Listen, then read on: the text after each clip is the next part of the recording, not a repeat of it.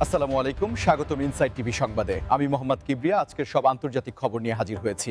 শুরুতেই জানিয়ে দিব সংবাদ শিরোনাম, তারপর বিস্তারিত। গাজা থেকে শেষ জিম্মির মরদেহ উদ্ধারের দাবি ইসরায়েলের। এরিক ডেনের সাথে চলমান যুদ্ধের কারণে অ্যাওয়ার্ড শো থেকে সরে এসেছেন। যুদ্ধের গন্ধ, তেহরানের বিলবোর্ডে মার্কিন যুদ্ধজাহাজ ধ্বংসের ছবি, ইরানের কড়া বার্তা যুক্তরাষ্ট্রের উদ্দেশ্যে। আর্কটিক সাগরে চীনের গোপন মিশন, ট্রাম্প কেন এত ভয় পাচ্ছেন, রহস্য কি? বিদেশি নয়, দেশীয় অস্ত্রেই যুদ্ধ করবে ইসরায়েল, $110 বিলিয়ন বিনিয়োগ। আসসালামু আলাইকুম, স্বাগতম জানাচ্ছি ইনসাইড টিভি সংবাদে। আমি মোহাম্মদ কিবরিয়া। এতক্ষণ শুনছিলেন সংবাদ শিরোনাম, এবার বিস্তারিত। এই বিষয়ে আপনার মতামত কমেন্টে জানান এবং যুদ্ধের সব আপডেট আগে পেতে চ্যানেলটি সাবস্ক্রাইব করে যাবেন। গাজা থেকে শেষ জিম্মির মরদেহ উদ্ধারের দাবি ইসরায়েলের। এই বিষয়টি বর্তমান ভূ-রাজনীতি এবং মধ্যপ্রাচ্যের চলমান সংঘাতের প্রেক্ষাপটে একটি অত্যন্ত তাৎপর্যপূর্ণ ঘটনা হিসেবে সামনে এসেছে। কারণ এটি শুধুমাত্র একটি সামরিক অভিযান নয়, বরং এর সাথে জড়িয়ে আছে হাজারো মানুষের আবেগ এবং ভবিষ্যতের যুদ্ধবিরতির সম্ভাবনা। ইসরায়েলি ডিফেন্স ফোর্সেস বা আইডিএফ সম্প্রতি যে দাবি করেছে তা অনুযায়ী তারা গাজার একটি বিশেষ টানেল নেটওয়ার্ক থেকে এই মরদেহটি উদ্ধার করতে সক্ষম হয়েছে, যা তাদের গোয়েন্দা তথ্যের এক বড় সাফল্য হিসেবে দেখা হচ্ছে। তবে এর পেছনের গল্পটি বেশ জটিল এবং বেদনাদায়ক। দীর্ঘ সময় ধরে চলা এই সংঘাতে জিম্মি ইস্যুটি ইসরায়েলি সমাজের অভ্যন্তরে একটি বড় ধরনের রাজনৈতিক এবং সামাজিক বিভাজন তৈরি করেছে, যেখানে জিম্মিদের পরিবারের সদস্যরা প্রতিনিয়ত সরকারের ওপর চাপ সৃষ্টি করে আসছেন যেন যে কোনো মূল্যে তাদের প্রিয়জনদের ফিরিয়ে আনা হয়। আর এই প্রেক্ষাপটে যখন শেষ জিম্মির মরদেহ উদ্ধারের খবরটি আসে, তখন তা একদিকে যেমন স্বস্তির, আবার অন্যদিকে তা পরিবারগুলোর জন্য এক গভীর শোকের বার্তা নিয়ে আসে। সামরিক বিশ্লেষকরা মনে করছেন এই উদ্ধারের ফলে ইসরায়েল এবং হামাসের মধ্যে চলমান যুদ্ধবিরতি আলোচনার টেবিলে একটি বড় ধরনের পরিবর্তন আসতে পারে। কারণ জিম্মি ইস্যুটি ছিল হামাসের হাতে থাকা অন্যতম প্রধান একটি কৌশলগত তাস, যা তারা ইসরায়েলের সাথে দরকষাকষির জন্য ব্যবহার করছিল।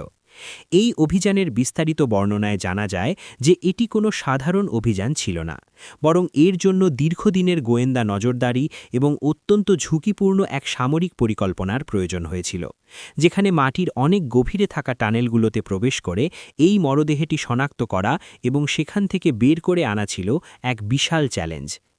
আন্তর্জাতিক সংবাদ মাধ্যমগুলো এই বিষয়টিকে অত্যন্ত গুরুত্বের সাথে প্রচার করছে, কারণ এর সাথে জড়িয়ে আছে মানবিক অধিকার এবং যুদ্ধের নীতিমালার প্রশ্নগুলো। বিশেষ করে যখন গাজায় মানবিক সংকট চরমে পৌঁছেছে, তখন এই ধরনের সামরিক অভিযান সাধারণ মানুষের জীবনের ওপর কী প্রভাব ফেলে তা নিয়েও বিশ্বজুড়ে চলছে তুমুল আলোচনা। জনপ্রিয় হলিউড অভিনেতা এরিক ডেন, যিনি তার অসাধারণ অভিনয়ের জন্য বিশ্বজুড়ে পরিচিত, বিশেষ করে গ্রেজ অ্যানাটমি এবং ইউফোরিয়ার মতো সিরিজে কাজ করার সুবাদে তিনি দর্শকদের হৃদয়ে জায়গা করে নিয়েছেন, তিনি সম্প্রতি একটি অ্যাওয়ার্ড শো থেকে নিজেকে সরিয়ে নেওয়ার ঘোষণা দিয়েছেন এবং এর পেছনের কারণ হিসেবে তিনি চলমান যুদ্ধ পরিস্থিতির কথা উল্লেখ করেছেন, যা বিনোদন জগৎকে রীতিমতো নাড়িয়ে দিয়েছে। এরিক ডেনের এই সিদ্ধান্তটি শুধুমাত্র একজন অভিনেতার ব্যক্তিগত পছন্দ নয়, বরং এটি হলিউডের ভেতরে চলমান রাজনৈতিক সচেতনতা এবং বিশ্ব পরিস্থিতির প্রতি তারকাদের দায়বদ্ধতার একটি স্পষ্ট নিদর্শন হিসেবে দেখা হচ্ছে।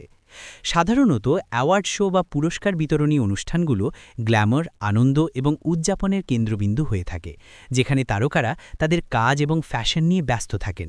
কিন্তু এরিক ড্যান মনে করছেন যে বিশ্বের একটি প্রান্তে যখন ভয়াবহ যুদ্ধ চলছে এবং অসংখ্য মানুষ প্রাণ হারাচ্ছে, তখন এই ধরনের জাঁকজমকপূর্ণ অনুষ্ঠানে অংশ নেওয়া তার বিবেকের সাথে সামঞ্জস্যপূর্ণ নয়। তার এই সরে দাঁড়ানোর ঘোষণাটি সোশ্যাল মিডিয়ায় ব্যাপক আলোচনার ঝড় তুলেছে এবং ভক্তদের মধ্যে মিশ্র প্রতিক্রিয়া দেখা যাচ্ছে। কেউ কেউ তার এই নৈতিক অবস্থানকে সাধুবাদ জানাচ্ছেন এবং তাকে একজন মানবিক মানুষ হিসেবে প্রশংসা করছেন।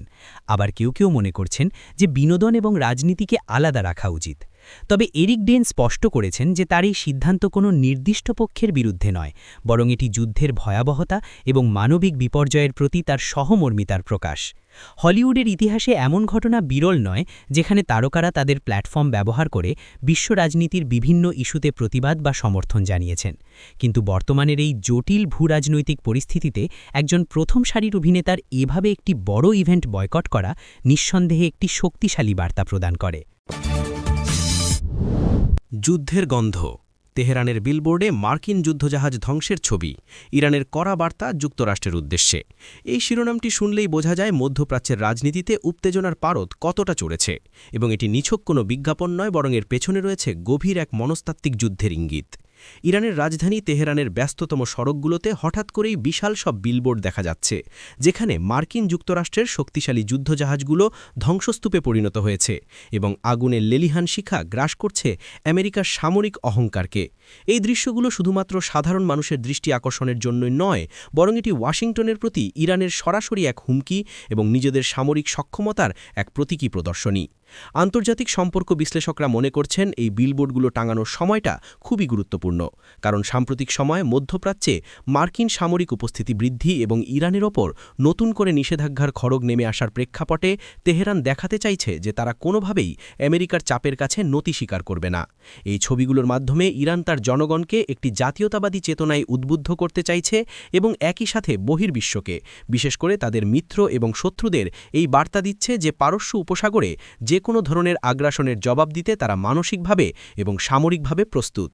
আপনারা জানেন যে ইরান এবং যুক্তরাষ্ট্রের মধ্যে বৈরিতা দীর্ঘদিনের, কিন্তু পোস্টার বা বিলবোর্ডের মাধ্যমে এভাবে যুদ্ধের আবহ তৈরি করা আধুনিক প্রোপাগান্ডা বা প্রচার কৌশলের একটি গুরুত্বপূর্ণ অংশ।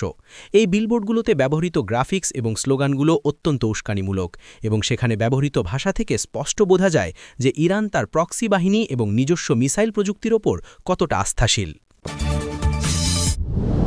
আর্কটিক সাগরে চীনের গোপন মিশন এবং ডোনাল্ড ট্রাম্পের ভয়ের কারণ, এই বিষয়টি বর্তমান বিশ্ব রাজনীতির দাবাবোর্ডে একটি নতুন এবং অত্যন্ত রহস্যময় অধ্যায় হিসাবে উন্মোচিত হচ্ছে, যা ভবিষ্যতের বৈশ্বিক বাণিজ্যের গতিপথ এবং সামরিক আধিপত্যের মানচিত্র বদলে দিতে পারে। আমরা সবাই জানি আর্কটিক বা উত্তর মেরু অঞ্চল এতদিন বরফে ঢাকা এক দুর্গম এলাকা হিসাবে পরিচিত ছিল, কিন্তু জলবায়ু পরিবর্তনের ফলে বরফ গলে যাওয়ায় সেখানে নতুন নতুন সামুদ্রিক পথ এবং বিপুল প্রাকৃতিক সম্পদের ভাণ্ডার উন্মুক্ত হচ্ছে।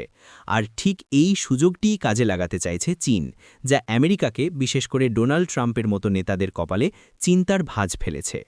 চীন নিজেকে নিয়ার আর্কটিক স্টেট বা আর্কটিকের নিকটবর্তী রাষ্ট্র হিসাবে দাবি করে আসছে, এবং সেখানে তারা বৈজ্ঞানিক গবেষণার নামে যা করছে তা নিয়ে পশ্চিমা গোয়েন্দা সংস্থাগুলোর মধ্যে প্রবল সন্দেহ দানা বাঁধছে।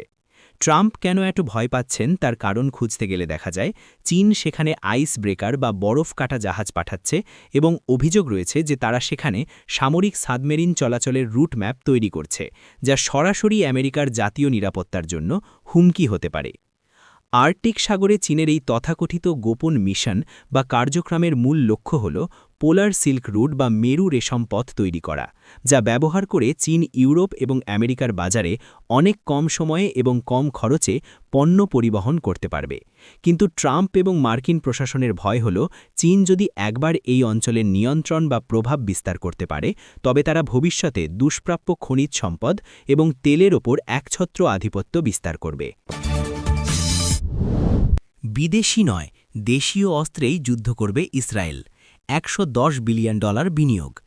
এই শিরোনামটি অর্থনীতির এবং সামরিক কৌশলের দিক থেকে একটি গেম চেঞ্জিং সিদ্ধান্ত হিসেবে বিবেচিত হচ্ছে, যা ইসরায়েলের প্রতিরক্ষা ব্যবস্থাকে সম্পূর্ণ নতুন এক উচ্চতায় নিয়ে যাবে এবং বিশ্ব অস্ত্র বাণিজ্যের সমীকরণে বড় ধাক্কা দেবে। ইসরায়েল দীর্ঘ কয়েক দশক ধরে তাদের সামরিক সরঞ্জামের জন্য মূলত মার্কিন যুক্তরাষ্ট্র এবং অন্যান্য পশ্চিমা দেশের উপর নির্ভরশীল ছিল, কিন্তু সাম্প্রতিক ভূরাজনৈতিক পরিস্থিতি এবং বিভিন্ন দেশের অস্ত্র নিষেধাজ্ঞার হুমকির মুখে তারা বুঝতে পেরেছে যে আত্মনির্ভরতার কোনো বিকল্প নেই। এই $110 বিলিয়ন বিশাল বিনিয়োগের পরিকল্পনাটি প্রমাণ করে যে ইসরায়েল তাদের ব্লু অ্যান্ড হোয়াইট বা নিজস্ব নীল সাদা প্রযুক্তির উপর কতটা গুরুত্ব দিচ্ছে, এবং তারা চাইছে আগামী দিনগুলোতে তাদের সেনাবাহিনী যেন সম্পূর্ণভাবে নিজেদের তৈরি অস্ত্রের উপর ভরসা করে যুদ্ধ করতে পারে। এই বিপুল পরিমাণ অর্থ ব্যয় করা হবে মূলত অত্যাধুনিক missile system, laser defence system যা আয়রন বিম নামে পরিচিত, ড্রোন প্রযুক্তি এবং আর্টিফিশিয়াল ইন্টেলিজেন্স বা এআই ভিত্তিক যুদ্ধ সরঞ্জাম তৈরির কারখানায়। অর্থনীতিবিদরা মনে করছেন এই সিদ্ধান্তের ফলে ইসরায়েলের অভ্যন্তরে হাজার হাজার নতুন কর্মসংস্থান তৈরি হবে এবং তাদের জিডিপিতে এর একটি ইতিবাচক প্রভাব পড়বে, কারণ প্রতিরক্ষা শিল্প বা ডিফেন্স ইন্ডাস্ট্রি যে কোনো দেশের অর্থনীতির একটি শক্তিশালী খুঁটি হতে পারে। তবে এর পেছনের মূল কারণটি হল কৌশলগত স্বাধীনতা। যখন আপনি অন্য দেশের অস্ত্রের উপর নির্ভরশীল থাকেন, তখন সেই দেশের রাজনৈতিক সিদ্ধান্তের উপর আপনার নিরাপত্তা নির্ভর করে, যা ইসরায়েল আর হতে দিতে চায় না। তারা দেখেছে যে যুদ্ধের সময় সরবরাহে দেরি হওয়া বা কূটনৈতিক চাপের কারণে অস্ত্রের চালান আটকে যাওয়া কতটা ঝুঁকিপূর্ণ হতে পারে। তাই এই $110 বিলিয়ন প্রজেক্টটি শুধুমাত্র অস্ত্র তৈরির জন্য নয়, এটি একটি দীর্ঘমেয়াদী পরিকল্পনা যার মাধ্যমে ইসরায়েল বিশ্বের অন্যতম প্রধান অস্ত্র রপ্তানিকারক দেশ হিসেবেও নিজেকে প্রতিষ্ঠিত করতে চায়।